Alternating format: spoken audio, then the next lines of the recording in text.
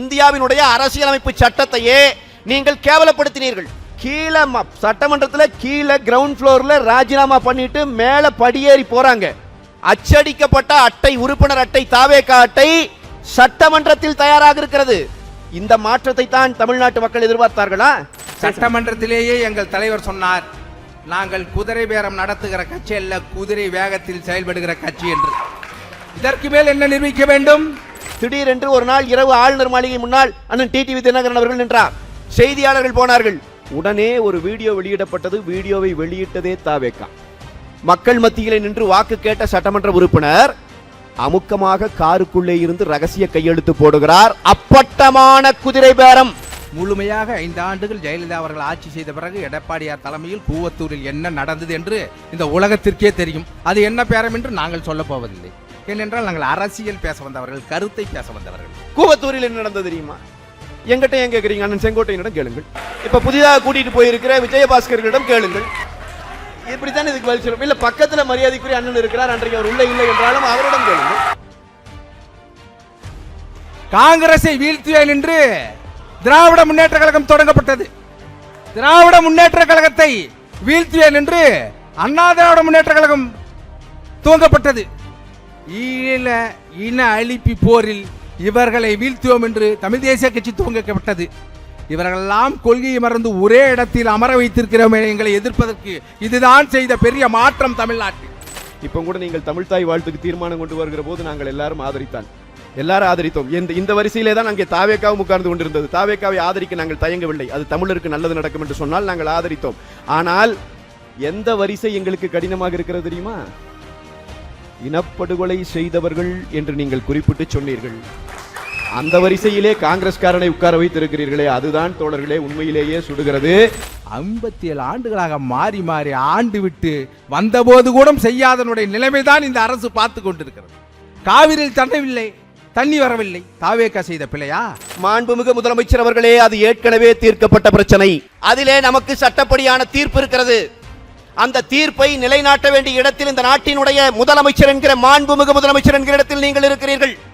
நீங்கள் அவமானப்படுவதை நீங்கள் ஏற்றுக்கொள்ளலாம், நாங்கள் ஏற்றுக்கொள்ள முடியாது. எங்கள் மாநில முதலமைச்சர் அவமானப்படுவதை நாங்கள் ஏற்றுக்கொள்ள முடியாது. Doctor Srivarma's wellness presents the debates for the people, powered by milky mist. ஆயுர்வேதம் ஒரு பொக்கிஷம், நம் ஆயுள் நீட்டிக்கும் அற்புதம். டாக்டர் ஸ்ரீவர்மாஸ்.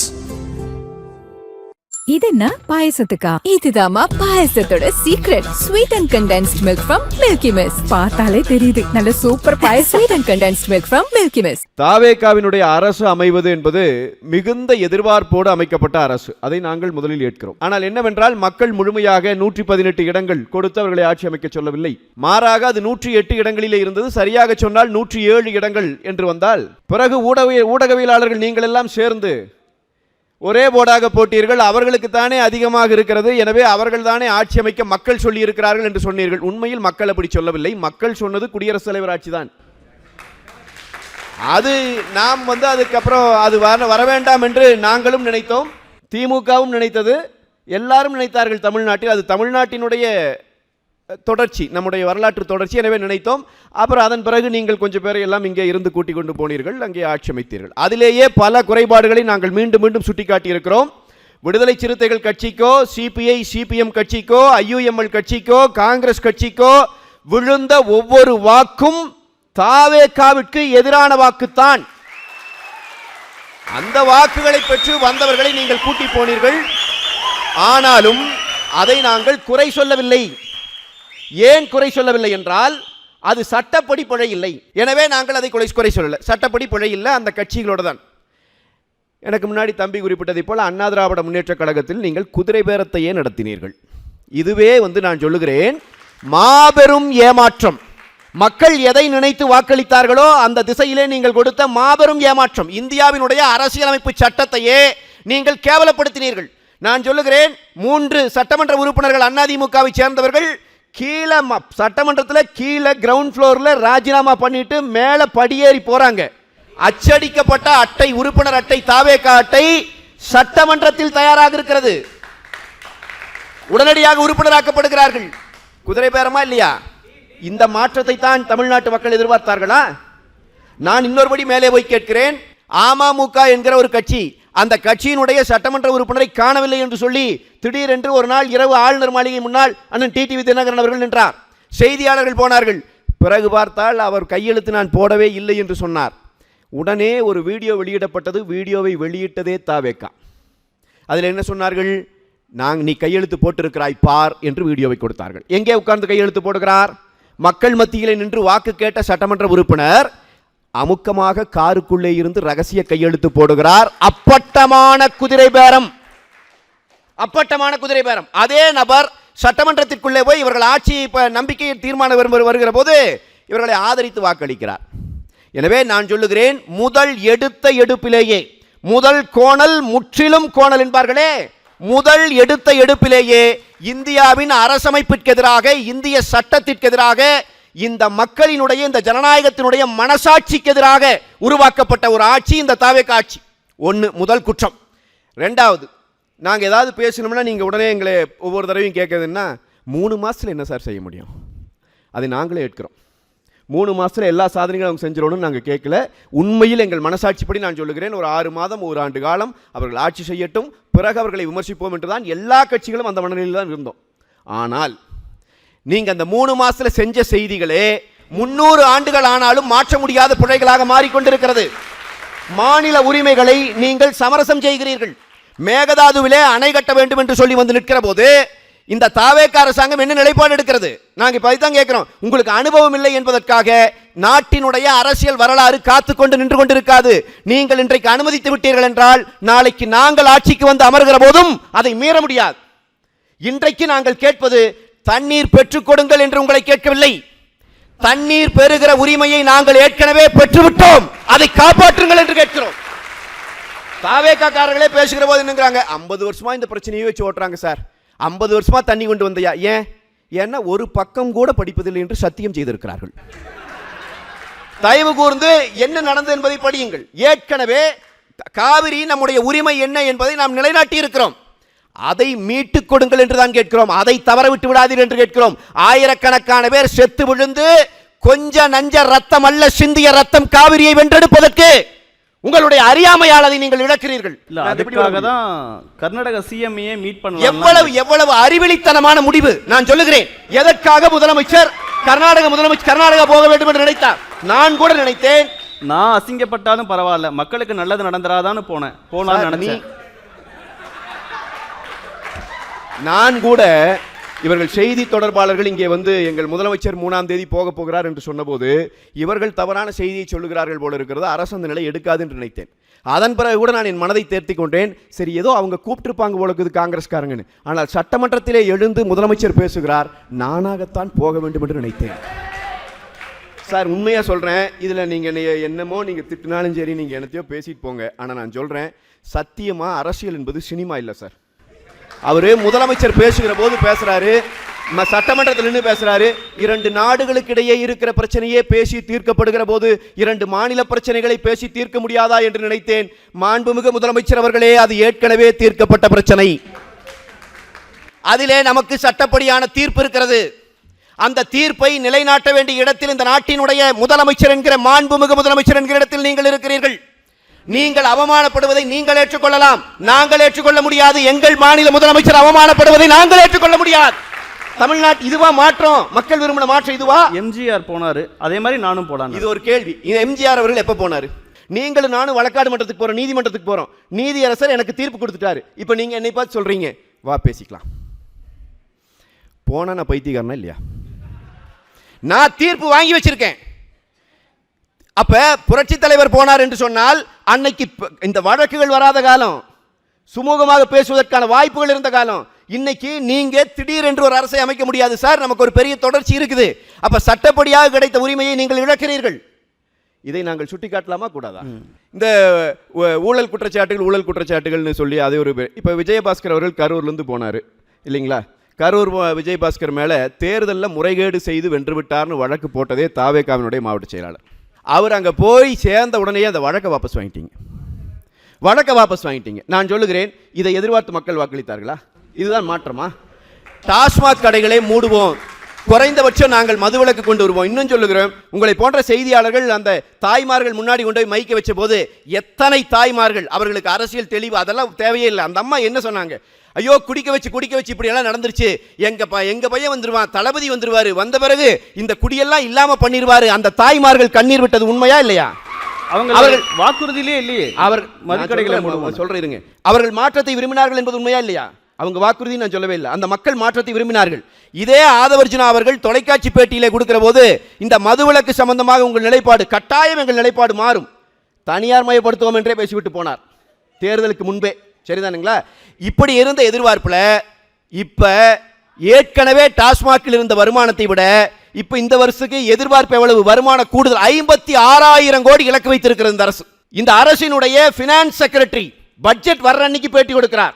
இன்னும் 50 ஆண்டுகளுக்கு கடனை குறைக்க முடியாது, கடன் அதிகரிக்கத்தான் செய்யும். இந்த வார்த்தையை நீங்கள் தேர்தலுக்கு முந்தைய நாள் பேசியிருந்தால் இந்த மாற்றம் நடந்திருக்குமா என்பதை நீங்கள் சிந்திச்சு பாருங்க. எவ்வளவு பெரிய ஏமாற்றம்! நீங்க எங்கெல்லாம் டாஸ்மாக் கடையை மூடுனேன்னு சொல்றீங்களோ அதுக்கு பக்கத்திலேயே FL2 திறந்து விட்டுருக்கீங்க, 11 to 11 திறந்து விட்டுருக்கீங்க. மது விற்பனை அதிகரித்திருக்கிறது, அதனால தான் உங்களுடைய டார்கெட் அதிகரிக்குது. ஆனா அமைச்சர் சொல்றாரு ஊழலை குறைச்சங்காட்டி நாங்க அதிகப்படுத்திடுவோம். அப்படின்னா பட்ஜெட்ல சொல்லிருக்கோம். பாடணும், இன்னைக்கு 10 ரூபாலாம் வாங்குறது இல்லைங்கிறாங்களே. அது அந்த பட்ஜெட்ல சொல்லிருக்கணும். இப்ப 20 ரூபா வாங்குறாங்க, அது உண்மை. காணொளிகள் வெளியே வந்திருக்கு. நான் என்ன கேட்கிறேன், ஊழலை குறைத்துத்தான் நாங்கள் இந்த டாஸ்மாக் வருமானத்தை அதிகரிக்க போகிறோம் என்று அமைச்சர் நம்பினால் அதை அவர் கட்டாயமாக பட்ஜெட்டிலே தெளிவுபடுத்தி இருக்க வேண்டும். எந்த தெளிவும் இல்லை. நீங்க வேணா படிச்சு பாருங்க பட்ஜெட். நானும் சுத்தி அதுக்குள்ள பார்த்துட்டேன், எனக்கு தெரியல. யாராவது தெரிஞ்சவங்க எடுத்து சொல்லுங்க. அப்படின்னா மாநில உரிமைகளை இழந்திருக்கிறது, சட்டம் ஒழுங்கு சந்தி சிரிக்கிறது, அமைச்சர்களின் பெயரில் எல்லாம் சொல்ல முடியாத அளவிற்கு, வெளியே பேச முடியாத அளவிற்கு குற்றச்சாட்டுகள் ஆதாரப்பூர்வமாக வெளியிடப்படுகிறது. ஊழலை ஒழித்து விட்டோம் என்று சொல்லுகிறவர்கள் மீது அரசு வழக்கறிஞர்களை நியமிப்பதிலே மிகப்பெரிய ஊழல் நடந்திருக்கிறது என்கிற குற்றச்சாட்டை அவர்கள் கட்சிக்காரர்களை வைத்துக் கொண்டிருக்கிறார்கள். எனவே எந்தெந்த விஷயங்களை சொன்னார்களோ அதற்கு நேர் எதிர்த்த செயலை இவர்கள் பயணிக்க தொடங்கிவிட்டார்கள். சாதாரணமாக திரு விஜய் அவர்களை நம்பி, அவருடைய முகத்தை நம்பி அந்த மனிதர் நமக்கான அண்ணன் என்று நினைத்து பின்னால் ஓடி என்னுடைய தம்பி தங்கைகளையும் அந்த சாதாரண மக்களையும் பச்சையாக வஞ்சித்துக் கொண்டிருக்கிறது தாவேகாவினுடைய இந்த அரசாங்கம். சட்டமன்றத்திலேயே எங்கள் தலைவர் சொன்னார், நாங்கள் குதிரை பேரம் நடத்துகிற கட்சி அல்ல, குதிரை வேகத்தில் செயல்படுகிற கட்சி என்று. இதற்கு மேல் என்ன நிரூபிக்க வேண்டும்? ஆனால் உலகத்திற்கே தெரியும், முழுமையாக 5 ஆண்டுகள் ஜெயலலிதா அவர்கள் ஆட்சி செய்த பிறகு எடப்பாடியார் தலைமையில் கூவத்தூரில் என்ன நடந்தது என்று இந்த உலகத்திற்கே தெரியும். அது என்ன பேரம் என்று நாங்கள் சொல்லப் போவதில்லை. ஏனென்றால் நாங்கள் அரசியல் பேச வந்தவர்கள், கருத்தை பேச வந்தவர்கள். நடந்ததே வாசியம் ஓனரோடு சேர்ந்து கொண்டு உலகத்திலே ஐயா பீச் பட்நாயக்கி இருக்கும்போது அண்ணன் பரந்தாமன் அவர்களுக்கு தெரியும், அதிமுகவையும் திமுகவையும் சேர்த்து வைப்பதற்கு அப்பொழுது ஒரு பேச்சுவார்த்தை நடந்தது. அப்போது கூட முடியவில்லை. ஆனால் தாவேகா வென்றவுடன் எதிர் நிலைநிற்பதற்கே ஒன்றாக போகக்கூடிய நிலையை உருவாக்கியவர்கள் தான் நாங்கள். இவர்கள் என்ன சாதித்தார்கள்? என்ன மாற்றம் கொண்டு வந்தது? போன 21 தேர்தலுக்கு முன்பே அம்மையார் கனிமொழி அவர்கள் மேடையில் பேசுகிற போதெல்லாம் 35 வயதுக்கு மேற்பட்ட இளம் விதவைகள் தமிழகத்தில் தான் அதிகமாக இருக்கிறார்கள், எங்கள் அண்ணன் வந்தால் ஒரே கையெழுத்தில் பூர்ண மதுவிலக்கை டாஸ்மார்க்கை மூடிவிடுவோம் என்று சொன்னார். 5 ஆண்டு முடிந்து 6வது ஆண்டு நடந்து கொண்டிருக்கிறது. ஆனால் எங்கள் தலைவன் சொன்னான் 717 மதுக்கடைகளை மூடி காட்டினாரே. இது மாற்றமா இல்லையா? மாற்றமா இல்லையா? பதில் கொஞ்சம் அமைதியா இருங்க ப்ளீஸ். ஏன் மதுபான கடைகளில் அதிகமாக வந்து விட்டது? அதில் வந்த பெரும்பான்மையான லாபங்கள் கருவூரை நோக்கி சென்றபோது கருவூலத்தை பார்த்து திருப்பியது தாவேகா கட்சி. அதனால் லாபம் அதிகமாக வந்து கொண்டிருக்கிறது. அதில் இருக்க பாட்டிலும் அட்டை பாக்ஸில் கூட நீங்கள் பணத்தை அடித்த போது அதை கூட கருவூலத்தை பார்த்து திருப்பிய அரசு தாவேகா அரசு. அதனால் லாபம் வருகிறது. இல்லை, அதெல்லாம் பட்ஜெட்டில் இல்லைன்னு கல்யாண சுந்தரம் சொன்னார். அதாவது பட்ஜெட் இன்னும் முடியவே இல்லை, போட்டாங்க. இருங்க, ஒவ்வொரு துறைக்குமான ஒரு பட்ஜெட் இருக்கிறது. இதெல்லாம் நடந்தது யார்? நாங்கள் சொல்லலாம் வந்து சேரம்னு. 57 ஆண்டுகளாக மாறி ஆண்டு விட்டு வந்தபோது கூட செய்யாதனுடைய நிலைமைதான் இந்த அரசு பார்த்து கொண்டிருக்கிறது. தாவேகா அரசு ஆண்டதனுடைய நிலைமையா? காவிரியில் தண்ணி வரவில்லை, தாவேகா செய்த பிழையா? இது இல்ல அங்க இருக்கவங்க பதில் சொல்ல வேணாம், நீங்க பேசுங்க. ஏங்க நான் எங்க கூட்டத்தில் கேட்கறேங்க, நான் அவங்களுக்கு பதில் சொல்லல. தம்பி கல்யாண சுந்தரம் சொன்னாரே இவர்கள் யாரும் படிப்பதில்லை என்று. 3 மாதத்துக்கு ஆட்சிக்கு வந்த கட்சியினால் காவேரி தண்ணி வராது காரணம் தாவேக்கா தான் என்று சொல்கிறீர்களே. இப்பொழுது தெரிகிறது அவர்களுடைய அறிவு எவ்வளவு என்று. இல்ல ஆல்ரெடி வாங்கி வைத்திருக்கக்கூடிய நமக்கு இருக்கக்கூடிய உரிமைகளை விட்டு கொடுத்துட்டீங்க. ஐயோ, உரிமையை விட்டு கொடுத்ததை பற்றி யார் பேசுகிறார்கள் பாருங்கள். வாங்கினீர்கள், செயல்படுத்தினீர்களா? 1967 முதல் முறையாக ஒப்பந்தம் கிருஷ்ணசாகர் டேமுக்கும் மேட்டூர் டேமுக்கும் தான் ஒப்பந்தம் போடப்பட்டது. அதற்கு பிறகு 50 ஆண்டுகளுக்கு பிறகு அதை புதுப்பித்துக் கொள்ளலாம் என்கிற போது கிருஷ்ணசாகர் டேமுக்கு மேலாக ஹேமாவதி அணையை கட்டுகிற போது இங்கு பொதுப்பணித்துறை அமைச்சர் கலைஞர் அவர்கள். அதை தடுக்காதது யார்? தாவேக்காவா? ரொம்ப சரி, இப்படியே நீங்கள் இருங்கள், அப்பொழுதுதான் தொடர்ந்து தாவேக்கா அரசு ஆட்சி செய்யும். உங்களை நான் கையெழுத்து. ஓகே, நிறைவா ஒரு நிமிஷத்துல எனக்கு பேசவே நேரம் கொடுக்கலையேங்க. என்னன்னா துவங்கவே இல்லை, வார்ம் அப்லயே இந்த இதுவா? சரி, சீக்கிரமா வார்ம் அப் முடிச்சிட்டு பேட்டிங் ஆட ஆரம்பிங்க. அப்பொழுது ஐயா அவர்கள் சட்டசபையில் பேசியது என்ன பேசினார்? ஏன் உரிமையை இவங்க சொல்றாங்க, தமிழக உரிமையை பெற்று தருவதுதான் அன்னைக்கு பேசுகிறார் பாருங்க. 6/3/1970 ஹேமாவதி அணை கட்டப்படவே கூடாது என்பது நம்முடைய அரசியல் வாதம் அல்ல. ஹேமாவதி அணை கட்டுவதில் நமக்கு எந்த விதமான தடையும் இல்லை என்று 1970 பேசியது யார்? இருக்கிறது எல்லாம் சட்டசபையில் இருக்கு, போய் படிங்க. இன்னும் அந்த ஆர்டரே எடுத்துட்டு வந்துருங்க, அதை அடுத்த சுற்றில் நீங்க சொல்லும் போது எடுத்து படிக்கிறேன். கச்சத்தீவை விட்டு கொடுத்தது யார் சொல்லுங்க? ஏன்னா அண்ணன் தெரியும், பரந்தாம அண்ணனுக்கு, அவரெல்லாம் முரசொலி படித்து விட்டு திமுக காரர்களாக வந்தவர். நீங்க எல்லாம் உதயாநிதியை பார்த்து விட்டு திமுக வந்தவர்கள், அப்படித்தான் பேசுவீர்கள். ஏன்னா முரசொலி படித்த திராவிட முன்னேற்ற கழகம் இல்லை. தலைவர் பேசவே மாட்டுகிறாரு. இவங்களுக்கு ஒரே நாள் தான் பேசினார் சட்டசபையில். குறுவை சாகுபடிக்கான உரிமை தொகையை கொடுக்கவில்லை என்கிற போது அதெல்லாம் அறிவித்து விட்டோம், தயவு செய்து செய்தித்தாளை படிங்கள் என்று சொன்னார். ஒரே முறை தான் பேசினார். எப்பொழுது பார்த்தாலும் எங்கு பார்த்தாலும் எவனை பார்த்தாலும் பேசுபவன் தலைவன் அல்ல, அவன் பைத்தியக்காரன். தேவையான இடத்தில் தேவையானவனை பேச வைத்து அனைவரையும் பேச வைத்து அழகு பார்ப்பவன் தான் தலைவன். கரூர் விஷயத்தை பேசினீர்களே, எங்கள் தலைவர் கட்சி ஆரம்பிப்பதற்கு முன்பாகவே தம்பி பேசினாரே, அவர் தலைவர் என்ன சொன்னார்? ஆனந்த விடலில் அவர் புகைப்படத்தை காட்டப்பட்ட போது, தம்பி வந்தா நான் துணை முதல்வர் பொறுப்பு கொடுத்தேன் என்று சொன்னீர்களே, கொள்கை என்ன என்று தெரியாத போதே அவரை துணை முதல்வர் ஆக்க பார்த்தீர்களே, அப்பொழுது உங்களுக்கு தெரியவில்லையா? ஊழல் சக்தியை நாங்கள் எதிர்க்கிறோம் என்று சொன்னீர்களே, ஊழல் செய்து அக்ரஹாரம் சிறைச்சாலையில் தண்டனை அனுபவித்த சசிகலா அவர்களை போய் பார்த்தீர்களே, இதுதான் நீங்கள் ஊழலை எதிர்த்த லட்சணமா? எத்தனையோ விஷயங்கள் இருக்கிறது.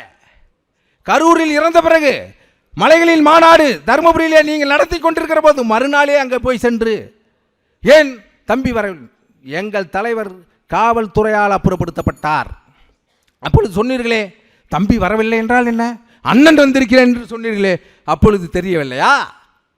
ஆனால் ஓட்டு போட்ட மக்களை, ஓகே, இவர் பேசுவது கூட சொன்னார் மக்களைத்தான் சொல்கிறேன் என்று.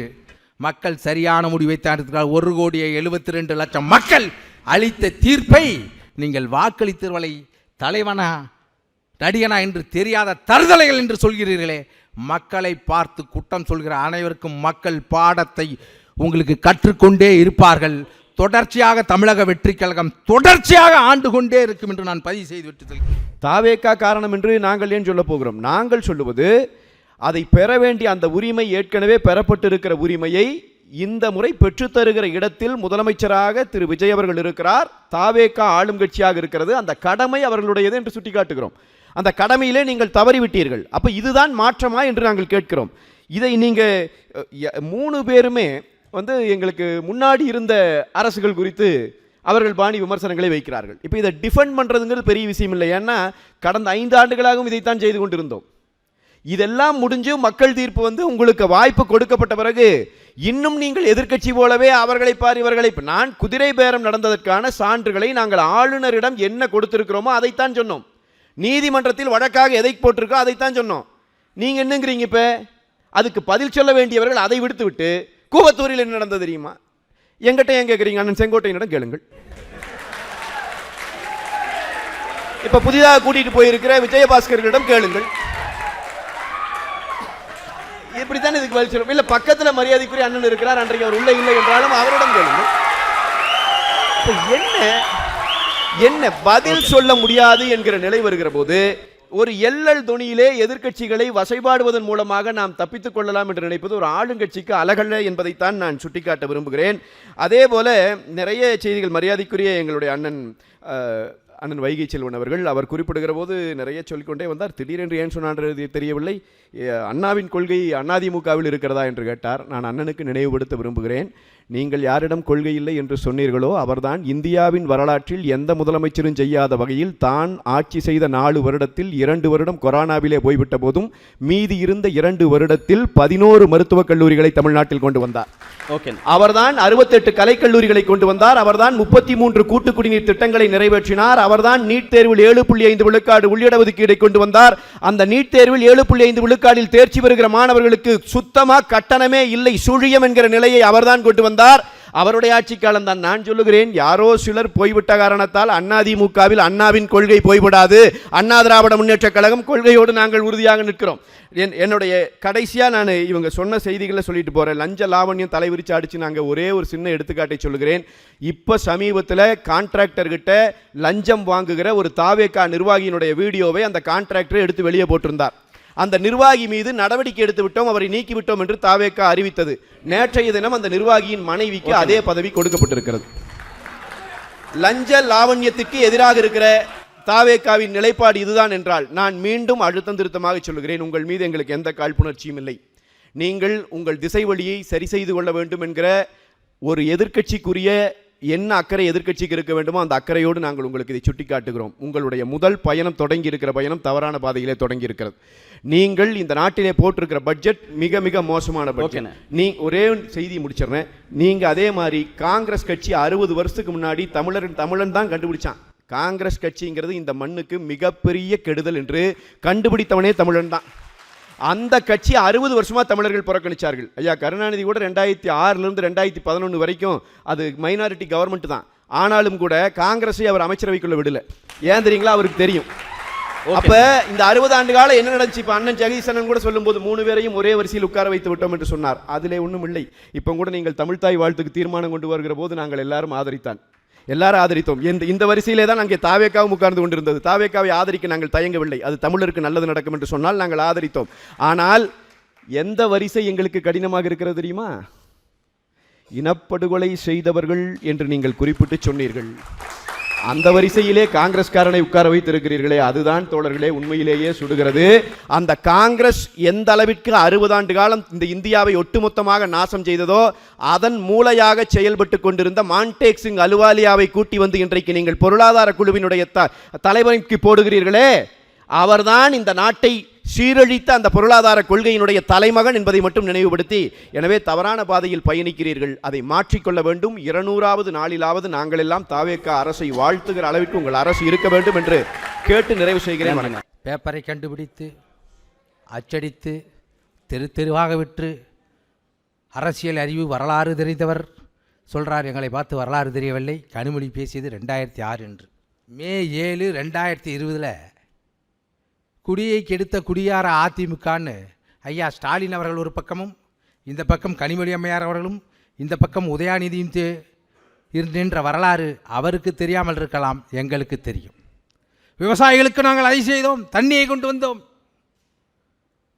கீழ் வெண்மணியில் 44 விவசாயிகள் சுட்டு கொல்லப்படும் போது ஆட்சியில் இருந்தது திராவிட முன்னேற்ற கழக அரசு. இலவச மின்சாரத்தை கேட்டபோது ஆயி கவுண்டர், மாரப்ப கவுண்டர், ராமசாமி கவுண்டரை சுட்டு கொன்றது திராவிட முன்னேற்ற கழக அரசு. 1972 தமிழ்நாடு முழுக்க விவசாயிகள் போராட்டம் செய்த போது 17 பேரை சுட்டது திராவிட முன்னேற்ற கழக அரசு.